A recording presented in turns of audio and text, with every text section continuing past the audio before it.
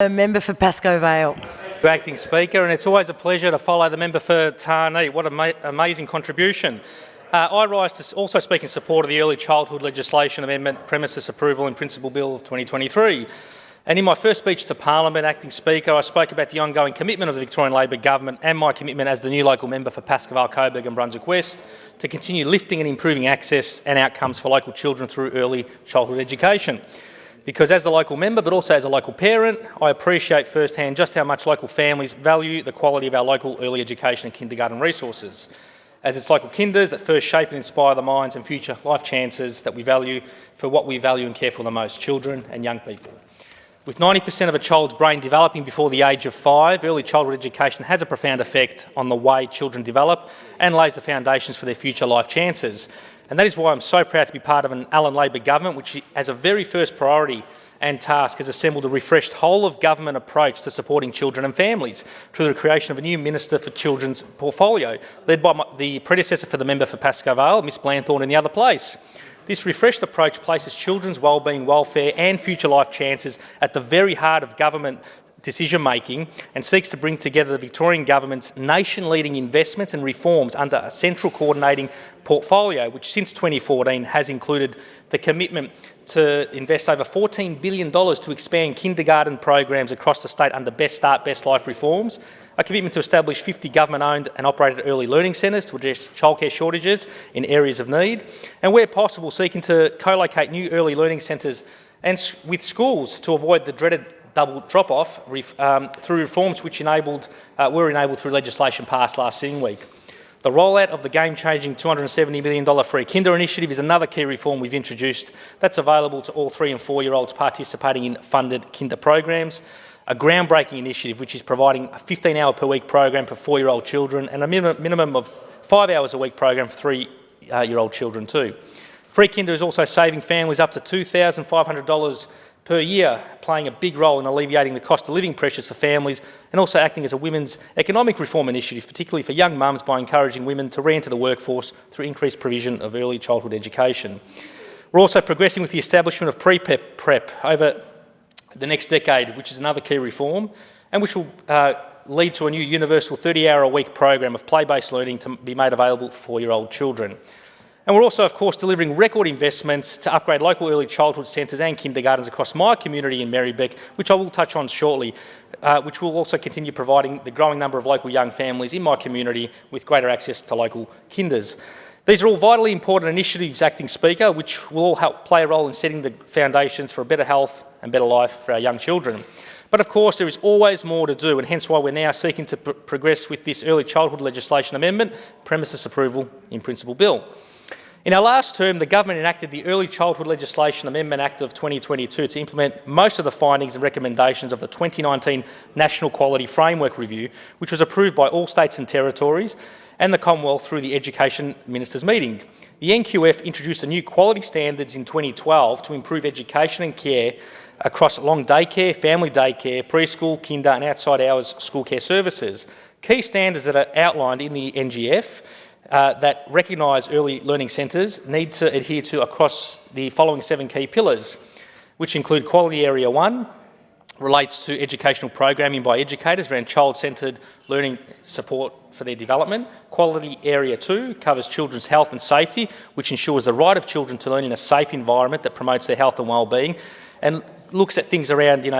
appropriate areas for sleeping for young kids, accessibility and disability and sensory needs. Quality Area 3 goes to children's physical learning environment to ensure that there is a safe and suitable environment provided, and which makes appropriate provision for sufficient indoor and outdoor learning spaces that promotes play-based learning, inclusivity and response to sensory needs again. Quality Area 4 covers staffing arrangements requirements across centres. Quality Area 5 facilitates respectful and responsive relationships between staff and children. Quality Area 6 seeks to strengthen collaborative partnerships with families and communities. And the final Quality Area 7 fosters effective governance and leadership across centres. The 2019 NQF review identified various system-wide improvements to these NQF standards of 2012 and a specific area of focus on the challenges associated with the services located in multi-storey buildings, particularly in relation to the safety and wellbeing of children attending those services. In addition to those recommendations,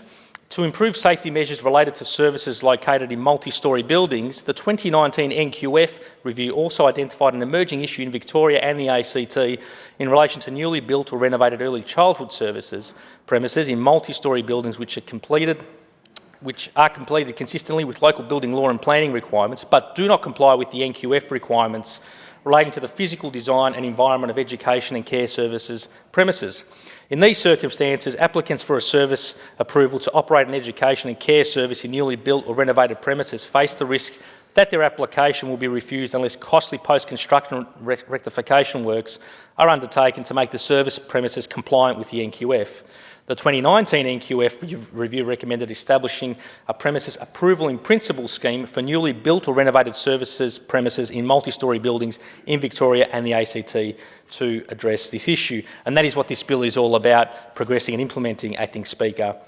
Because by providing approval in principle, these changes ensure that applicants will have assurance that their proposed premises designs are adequate to meet the physical premises requirements in the regulatory scheme, including those aimed at protecting the safety of young children in emergency evacuations or ensuring adequate supervision in the service, or also ensuring appropriate outdoor and indoor learning space provision and ratios are provided for so children can learn in safe, nurturing and welcoming environments. Importantly, the proposed changes in this bill will also allow for these changes to commence before construction works, avoiding time and the cost of rectification works once the premises are completed.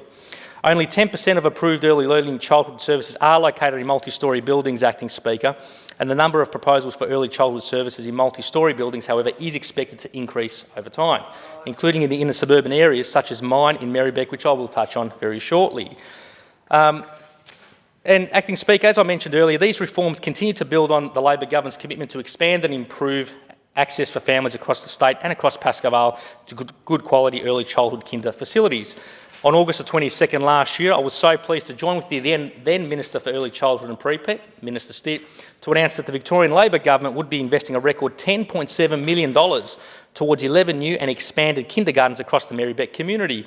As part of a new Building Blocks partnership with Marybeck Council, our government is investing to proudly create an additional 329 new kinder places across the municipality by 2029, including via just some of the following projects, including a $1.3 million investment to expand and upgrade the Doris Blackburn Kinder in Pascoe Vale South, $1.5 million to modernise the Derby Street Children's Centre in Pascoe Vale, an extra 22 places, and an extra 40 at Doris Blackburn, $500,000 to upgrade and refurbish the Turner Street Kinder in Pascoe Vale to support an additional 8 new places,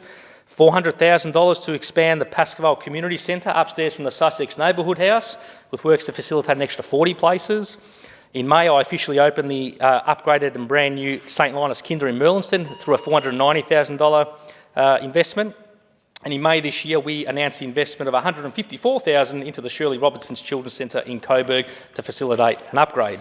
But notwithstanding these record local kinder investments, we must continue to do more, and that's why this bill is so critical, because it will provide the government with an additional pathway forward to help identify and support delivery of more kinder places through multi-storey and mixed-type developments. And in that regard, Acting Speaker, I'd like to draw the House's attention to CODA, the Kids on the Avenue Kinder in Coburg, who can play a very important role in helping us to cater for this future growth and demand for local early childhood learning facilities. I recently had the pleasure of visiting CODA on Saturday the 21st of October to celebrate their 30th anniversary. First established in 1993, CODA has been doing a magnificent job in educating thousands of local young children over the years, and now is very much one of our most vibrant and beautiful kinder communities in Marybeck.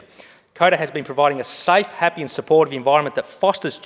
each child's social and educational development. Their mission for 3 decades is the essence of what the Victorian Labor government's Best Start, Best Life initiative is about. And at the heart of that work for 30 years has been Centre Manager Colleen O'Brien, who has been there since day one and who, along with all the educators, are so committed to supporting CODA's precious 3 and 4-year-olds to aspire and succeed. Thank you for all that you do. I'd also like to acknowledge and commend CODA's co-chairs and parent volunteers, Nick Cotterell and Sonia O'Mara, who, along with all the other parent volunteers, including Caitlin Phillips, dedicate their precious time to make CODA the happy and vibrant kinder that it is, and all who have worked so hard to put on that beautiful 30th anniversary, which also had a Shetland pony, face painting, music, and so much more that the community celebrated with. and I'm very pleased to have visited to see firsthand future plans and ideas that I look forward to advocating on behalf of CODA, which is such a magnificent and wonderful community. Acting Speaker, this is a fantastic bill that will continue building on our Best Start, Best Life reforms. Now, whether it's free kinder, whether it's investing in kinders across Marybeck, we're here to take real action on early childhood education.